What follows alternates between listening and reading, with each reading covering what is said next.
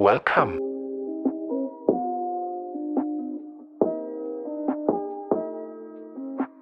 Oke, balik lagi di podcast Niko punya podcast. Dan sekarang tema yang bakal gue bahas adalah tentang dunia graffiti nih guys. Nah, kebetulan banget gue tuh udah mengundang seorang teman yang sekaligus pelaku dari graffiti jalanan juga nih. Nah, di sini kita sapa dulu. Hai Noval. Hai. Oke, di sini Noval itu teman dari SMK saya ya, dan dia tuh hobi banget untuk menggambar-gambar dari graffiti ini. Yoi. Nah nih Pal, gue nih sebenarnya punya pertanyaan nih buat lo nih. Betul. Kenapa lo bisa terjun ke dunia graffiti, Pal? Kenapa ya? Ya mungkin basic sih, dari basic keluarga gue, mungkin dari bapak gue sendiri, dia suka gambar, dan gue dari kecil emang suka gambar. Kayak ya lu tau lah, kayak anak TK gimana sih warnanya, nyoret-nyoret tembok pakai krayon terus pensil warna ya. Terus akhirnya ya gue masih belum menyadari tuh kalau di situ gue ada basic untuk terjun di dunia graffiti itu. Kayak apa ya, dalam sebenarnya setiap orang ada jiwa seninya masing-masing, tapi berbeda. Ada yang mau menuangkannya, ada yang mau nge-explore, ada juga yang enggak begitu loh. Dan terus ketika gue beranjak SMP, gue ketemu teman-teman gue, dan akhirnya gue dikenalin tuh. Pertama kali gue kenal itu adalah namanya itu temen gue, nggak jangan sebutin sini ya. Okay. Ya. Terus gue dikenalin sama dia, namanya Mop, itu tinta Cina. Gue pertama kali, ini orang ngapain sih nyoret-nyoret tong sampah, nyoret-nyoret pagar sekolahan, terus di depan sekolahan nyoret-nyoret. Terus yalah, gue bilang ya mungkin karena apa ya, bandel-bandelnya masa-masa SMP lah. Terus akhirnya gue dikenalin, nih Pal namanya Nimop tinta Cina segala macam. Terus akhirnya gue bikin nickname. Pertama kali gue nickname gue itu masih inget, kok nggak startup kok ya, SARTUP gitu ya. Nah terus akhirnya gue bikin, nah gue dikenalin throw up itu pas masih 2014.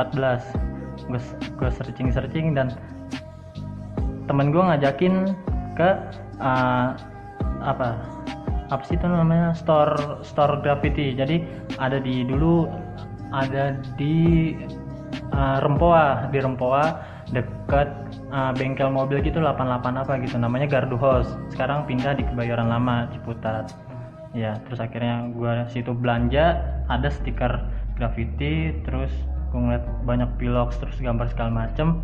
Ya udah akhirnya gue cinta tuh sama graffiti. Jadi untuk menggambar aja udah ada store-nya gitu ya? Iya, udah. Jadi di Indonesia udah ada beberapa store, kayak di Jakarta, Malang, Bandung, Jogja apalagi sarangnya seniman semua tuh ya sih, beberapa. Oke. Kan gue udah kenal lama nih sama lo ya. Dari semua karya lo nih, berapa harga termahal graffiti yang pernah lo buat? Waduh, kalau misalnya karya itu namanya seni mahal ya, nggak ada yang seni murah tuh. Dari seni musik, seni tari, seni apapun itu pasti mahal. Kalau yang paling mahal sih gue nggak sampai 1 juta. Temen-temen gue banyak yang sampai jutaan. Gue sih mentok 6,5-700 lah, nggak sampai habis itu. Soalnya gue melakukan ini karena have fun aja, belum jadi job gitu loh. Kan karena temen-temen gue dia berkarya untuk mencari duit, gue mencari duit untuk berkarya gitu. Boleh juga sih pemikiran lo gitu ya. Oke, jadi cuman modal 600-700 gitu lo bisa membuat graffiti yang menurut gue nih buat orang awam tuh udah oke banget gitu, udah keren banget, gila. Masih banyak yang di atas gue yang lebih jago. Gue aja masih nge-explore, masih belajar, masih suka sharing sama teman-teman gue kalau ngumpul. Wah, kalau gini mah gue harus sharing juga nih sama lo, biar gue ketagihan juga nih, biar gue terjun juga, gila guys. Nah nih Pak, gue punya pertanyaan lagi nih Pak. Nih, lu sebagai pelaku graffiti nih ya, lu pernah nggak sih ngikut event-event graffiti gitu yang di luar sana atau di manapun gitu? Gue pernah ngikut beberapa event, ada yang cuman ngeliatin event doang, ada yang ikut gambar. Mungkin kalau event gambar yang kecil-kecilan kayak anniversary dari kru graffiti. Kan setiap graffiti punya kru ya, setiap pelaku graffiti. Terus gue ikut gambar diundang karena dia udah kenal gue, dan pernah ikut namanya Street Dilan dari yang bikin event itu dari Gardu Host. Nah, terus gue itu rutin sih setiap tahunnya, setahun sekali diadain di Gudang Sarinah. Beberapa kali gue datang dari Street Dilan 7, 8, 9, 10 dan kemarin 11 karena ya mungkin Gardu Host ada acara lain akhirnya ditunda untuk tahun ini juga. Gue nggak tahu nih karena pandemik ya. Gitu doang sih yang event yang gue pernah ikutin. Gitu. Jadi emang benar-benar pandemik ini benar-benar merusak ya, merusak aktivitas kita gitu. Lu sebagai pelaku graffiti juga kayaknya harus tertunda karya-karya lu untuk dituangkan ke jalanan gitu. Nah nih Pal, nih gue punya pertanyaan terakhir nih buat lu nih. Ya ini yang paling bikin gue penasaran nih Pal. Lu pernah nggak sih punya masalah pas lagi menggambar di jalanan Pal? Wah itu banyak tuh. Setiap pelaku graffiti pasti pernah mengalami. Namanya pelaku graffiti apa ya kalau sebutannya kita ya, graffiti writer, terus mural, vandal, itu street art, itu sebenarnya beda-beda. Tapi awal mula graffiti itu dari vandal pasti. Kayak tadi gue ceritain, jadi pertama kali lu bikin nickname, terus lu bikin throw up, dan itu pasti lu mentok situ dan ngulik terus nickname yang asik, terus ngulik terus throw up yang asik apa nih untuk lu tuangkan di tembok-tembok atau rolling door jalan. Kira lu coret. Terus pengalaman gua kalau yang apa ya, bukan menyeramkan apa ya, kayak seru sih sebenarnya. Kayak itu ada beberapa di satu tempat, jangan sebutin, nggak enak entah sama Pak Polisi. Maaf Pak Polisi. Ya jadi ya problem aja. Jadi kita lagi gambar, terus ada temen gue yang badannya agak besar sih, dia nggak bisa lari, dia larinya lambat.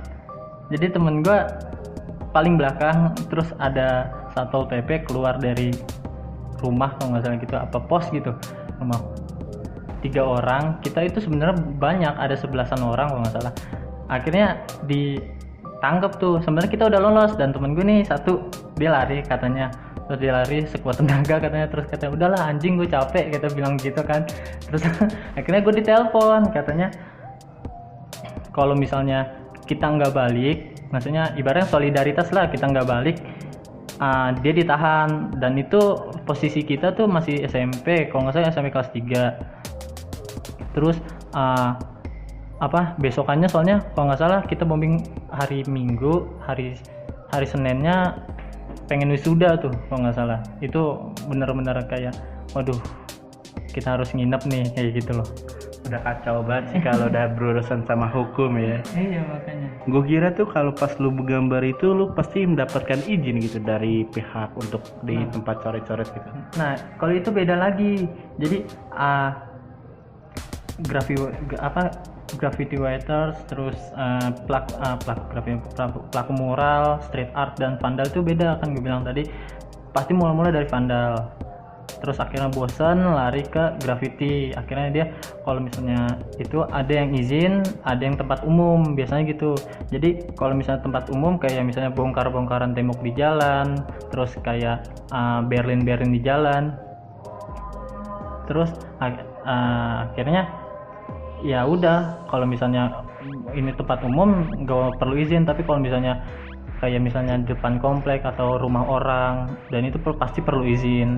Kalau misalnya vandal kan pasti malam-malam tuh. Kalau gambar beda lagi. Kalau graffiti gambar itu siang sore, dan itu perlu izin. Ada juga yang enggak gitu. Gitu, oke. Nah berhubung waktu udah nggak mencukupi ini, oke, jadi pembahasan dari Niko punya podcast nih cukup sampai sini aja tentang graffiti ya guys. Oke, terima kasih buat yang sudah mendengarkan, dan terima kasih juga buat Noval nih, sahabat gue yang udah datang nih. Ya, sama-sama. Oke, kita akhiri. Terima kasih telah mendengarkan dan sampai jumpa.